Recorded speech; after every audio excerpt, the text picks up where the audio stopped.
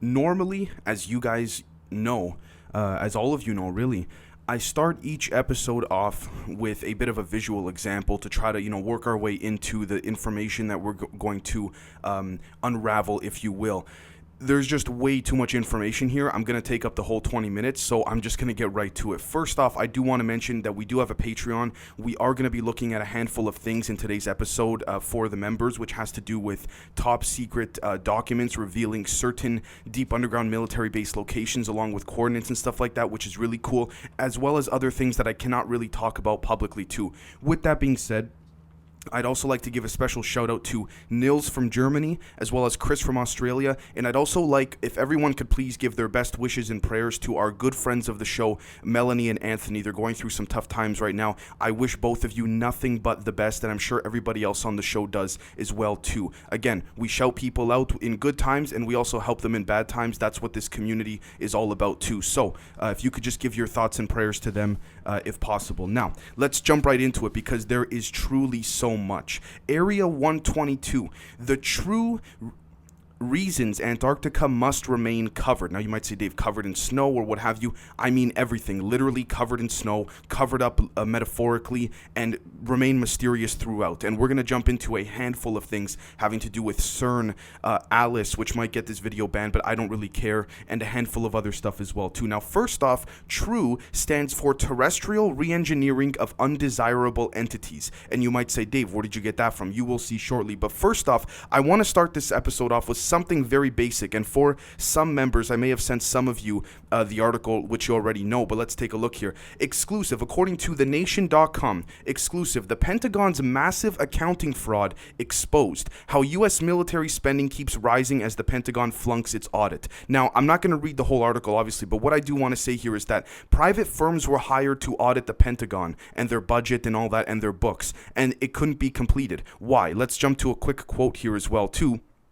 And it says very, very quickly as well that according to a senator who spoke on Senator Charles Grassley of Iowa, a frequent critic of the DoD's financial practices, said on the Senate floor in September 2017, the Pentagon's long-standing failure to conduct a proper audit reflects 26 years of hardcore foot dragging on the part of the DoD, where internal resistance to auditing the books runs deep. End quote. How deep does it run? Who's running things really, right? Now, the thing I want to mention here too is that there was recently a news report last week that the military and the Pentagon announced, I believe it was, if off the top of my head, the F-35 fighter jets. It was something like over the last 20 years, the U.S. military had spent, give or take, $1 trillion on, this fighter jet that was supposed to be the lightest fighter jet ever made by man, but it ended up becoming heavier and it failed. And then the mainstream media was criticizing them for this. Listen, you really think that $1 trillion or so went to trying to develop this? No. It got funneled into the dark projects and into the black projects.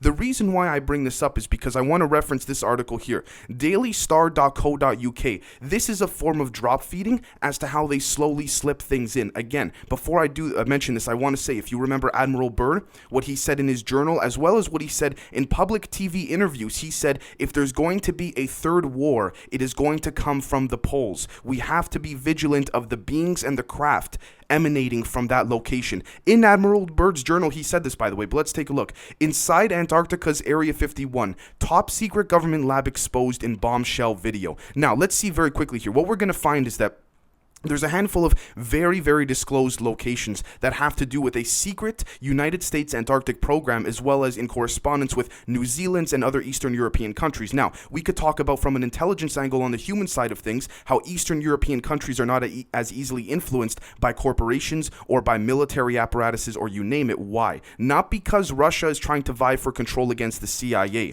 but that is part of it, but mainly because the vast majority of extraterrestrial Nordic or tall whites as they call them are working with the United States in Eastern Europe, and that is what the real control over is for, whether it's Crimea, Ukraine, you name it. Obviously there's human territorial control, but it's even more than that, right? Now if we take a look here, what we're going to find is that if we're also going to disclose this in the members only episode later today, pyramids being covered up in Antarctica, but again, a simple search on duckduckgo.com will find this for you guys as well too. But if we take a look here, a long boxy piece of equipment known as the Dobson spectrometer sits in the corner with a large periscope poking out of it and up through the roof, end quote. Now, it goes on to say that there is secret military quarantining and things like this, and it seems like this leads somewhere underground. How could it be underground if, Antarctica can't sustain life there, right? Number one. Secondly, number two, it is emitting a frequency, if you can get close enough, which one reporter from the Star did. It is emitting a frequency of 51,555 hertz. Where does that remind you of? That reminds us of the CIA document that was disclosed or declassified,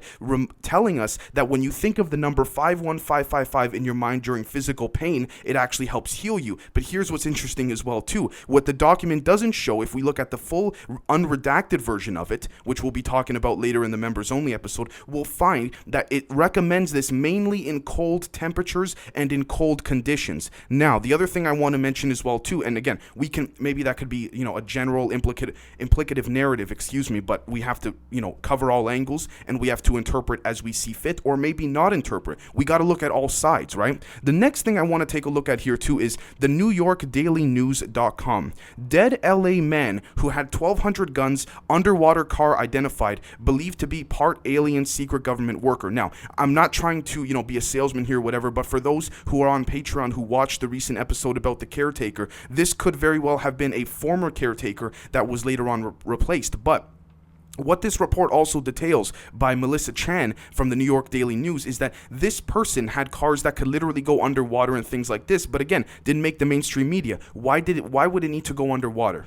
Right? And it was made for conditions that are namely subsequent to that and coordinated to that and correlated within the Antarctic. On top of all of this, he was allegedly whispering a handful of numbers that Melissa Chan could only make out based on eyewitness reports ending with 55. Those were the last two numbers that were heard and the last two words coming out of his mouth. Could it have been the 51555? Again, there's constant connections here that we're making that no one seems to even notice as well. But what's also interesting too, if I could say very quickly, is that if we look at the secret United States Antarctica New Zealand program and we go to wikileaks.org, I know WikiLeaks is a controversial site, but these are official reports. Let's take a look at all of these denied reports by Global Intelligence Files, as well as from the Podesta emails. Now, this is not a Hillary Clinton Podesta episode, but let's take a look.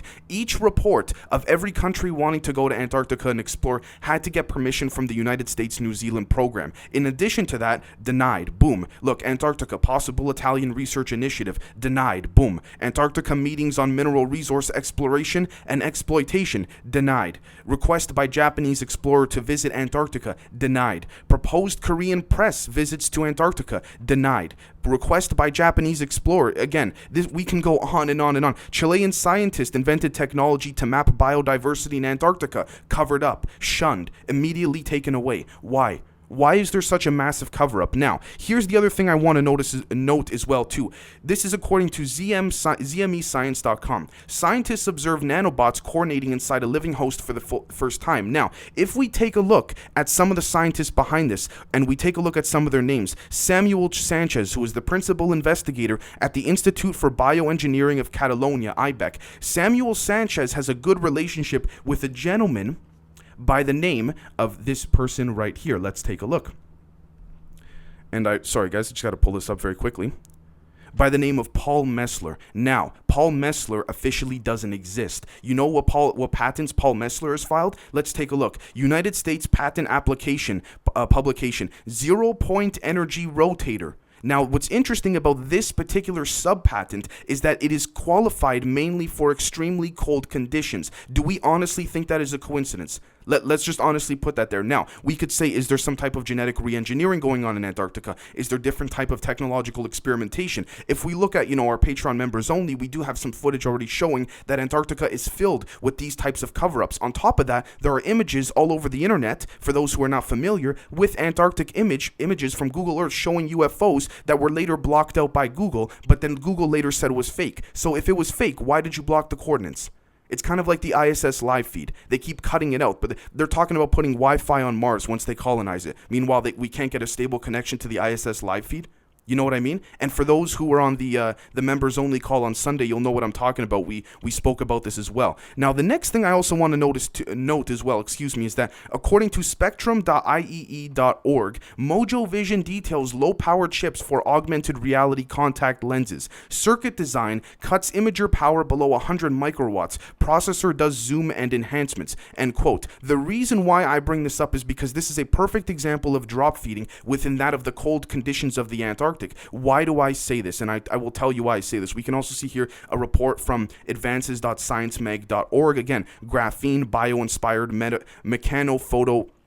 photonic artificial synapse based on graphene. These are all studies and reports being found. But why do I bring all of this up? Because this is something that a gentleman, and I normally don't do this, but this is according to revettit.com, which is a great site and indexing site for Reddit posts that have been deleted. This was a soldier who who showed their identification that they were a United States Air Force soldier, who claimed to have witnessed a personal cover-up of mermaids and different sea creatures emanating from around the Antarctic area. And for those interested, we're going to notice as well too that this will be available in the description of the video if you're watching on YouTube. And we see here he worked for USAF and then he worked for NOAA, NOAA, right? And we can see that NOAA has been covering up things for a very long time. Any institution where there's an acronym, we got a big problem.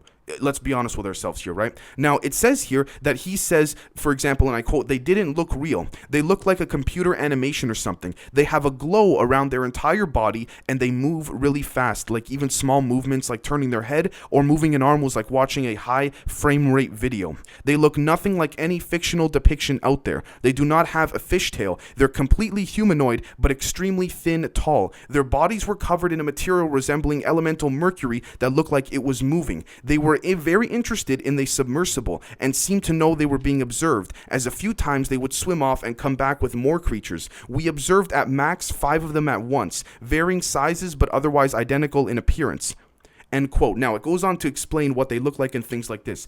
Does that not remind you of the Lake Baikal incident that Russia very quietly covered up, that some soldiers were pushed back by some energy force from 5 humanoid beings? I'm not saying it's the same type of humanoids or the same type of creatures, but it seems to be in that general area. Now, you might say, Dave, why did you bring up Alice at the beginning of this episode? I brought up Alice because it seems as though when we look at the McPherson tapes, which I want to mention quickly, is allegedly a tape of an alien abduction that leaked on a Japanese television station that the Western media refused to cover in 1984. It's now covered up as an independent film that allegedly was released officially in 1989. But here's the thing. Look at the actors and directors of this tape.